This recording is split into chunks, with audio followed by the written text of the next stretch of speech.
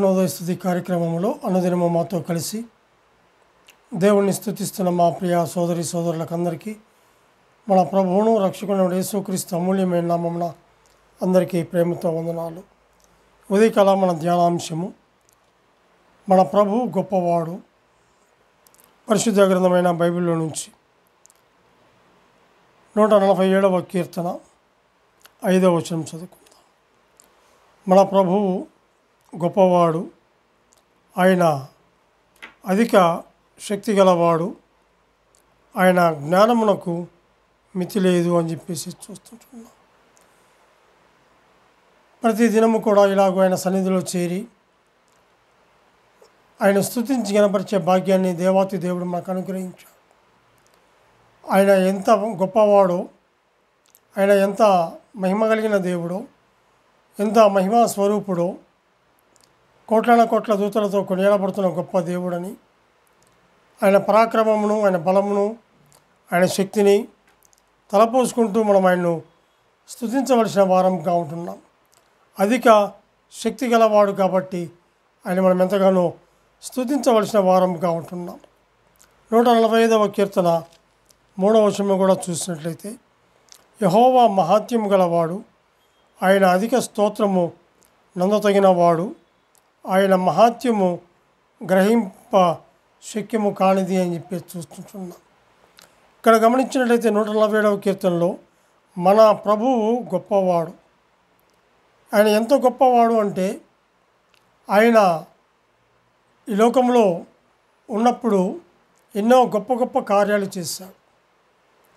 ఆయన ఈ లోకంలో ఉన్నప్పుడు ఆయన ఎన్నో గొప్ప కార్యాలు చేశాడు.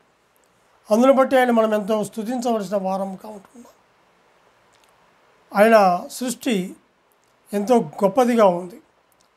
సమస్తమునకు ఆధారభూతుడు ఆయన. సమస్తమును కలుగు చేసిన వాడు. ఆకాశమును, భూమిని, సూర్యచంద్ర నక్షత్రాదులను కలుగు చేసిన దేవుడు. ఆకాశము ఆయన సింహాసనము, భూమి ఆయన పాదపీఠము. ఎంతో బలము కలిగిన దేవుడు, శక్తి కలిగిన దేవుడు, మహా గొప్ప దేవుడు. ఆయన మహాత్యము గలవాడు, ఆయన అధిక స్తోత్రమునందు తగినవాడు. ఎందుకంటే ఆయన చేసినటువంటి ఆ సృష్టి కూడా, సకల ప్రజలు, సకల సృష్టి యావత్తు కూడా ఆయన స్తుతిస్తున్నట్లుగా మనం చూస్తాం. ఎందుకంటే ఆయన సృష్టించినటువంటి సృష్టి అంత గొప్పదిగా ఉంది. చూడటానికి మరి కళ్ళు సరిపోవు. ఎందుకంటే ఆకాశము, అందులో నక్షత్రాలు, సూర్యచంద్ర నక్షత్రాలు అన్నీ ఎంత కూడా ఎంతో గంభీరమైనటువంటిగా ఉంటుంది. ఇక్కడ గమనించినట్లయితే మన ప్రభువు గొప్పవాడు, ఆయన అధిక శక్తి గలవాడు అని చెప్పి చూస్తుంటున్నాం. అవును, ఆయన ఎంతో గొప్పవాడు మనం గమనించినట్లయితే ఇర్మియా గ్రంథము 32వ అధ్యాయము, ఇర్మియా గ్రంథము 32వ అధ్యాయము 17వ వచనం చదువుకు. 17వ వచనం,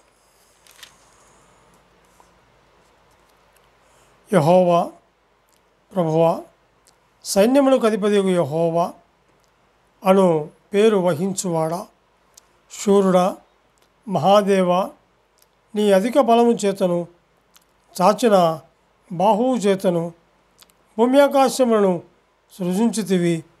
నీకు అసాధ్యమైనదేదియు లేదు అని చెప్పి చూస్తున్నాం. అవును, ఇక్కడ గమనించినట్లయితే ఆయన సైన్యములకు అధిపతిగా యెహోవా, అందును బట్టి ఆయన మనం స్తుతించాలి.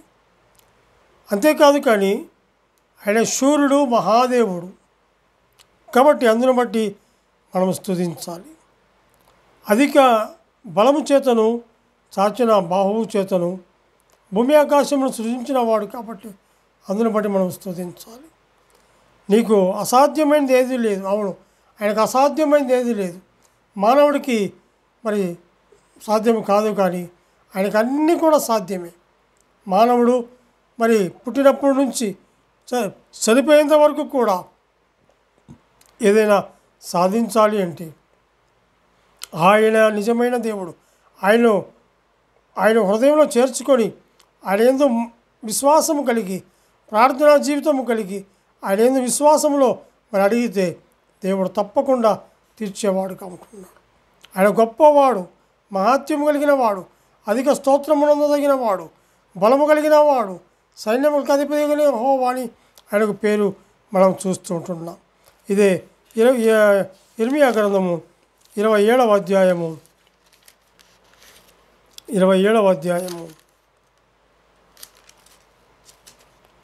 5వ వచనంలో గమనించినట్లయితే, అధిక బలము చేతను చాచిన బాహువు చేతను భూమి మీద ఉన్న నరులను జంతువులను నేనే సృజించి ఎవరికిచ్చుట న్యాయమని నాకు తోచునో వారికే ఇచ్చుచున్నాను అని చెప్పి చూస్తున్నాను. అవును, ఆయన బాహు ఎంత గొప్పదో, బాహువు చేతను, ఆయన అధిక బలము చేతను, చాచిన బాహువు చేతను భూమి మీద ఉన్న నరులను సృజించి తిని జంతువులను సృజించిన వాడు అని చెప్పి చూస్తాం. అందును బట్టి ఆయన మనం ఎంతగానో స్తుతించవలసిన వారముగా ఉంటున్నాం.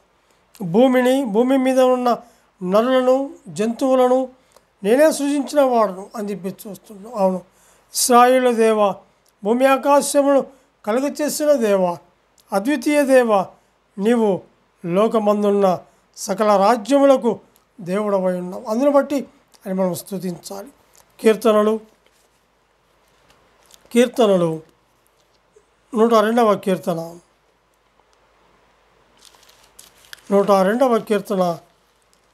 25వ వచనంలో కూడా మనం గమనించినట్లయితే 102వ కీర్తన 25వ వచనంలో, ఆదియందు నీవు భూమికి పునాది వేసితివి, ఆకాశములు కూడా నీ చేతి పనులే అని చెప్పి చూస్తాం. అవును, జగత్తు పునాది వేయబడక మునిపే క్రీస్తు ప్రేమలో నన్ను ఏర్పాటు చేసుకున్నాడు. ఆదియందు నీవు భూమికి పునాది వేసితివి. ఆది ఆయనే, అంతము కూడా ఆయనే. అంతేకాదు కానీ ఆకాశములు కూడా నీ చేతి పనులే. అవును, ఆయన చేసినటువంటి పనులు ఎంతో గంభీరముగా ఉంటున్నాయి. కాబట్టి అందును బట్టి ఆయన మనం ఎంతగానో స్తుతించవలసిన వారముగా ఉంటున్నాం.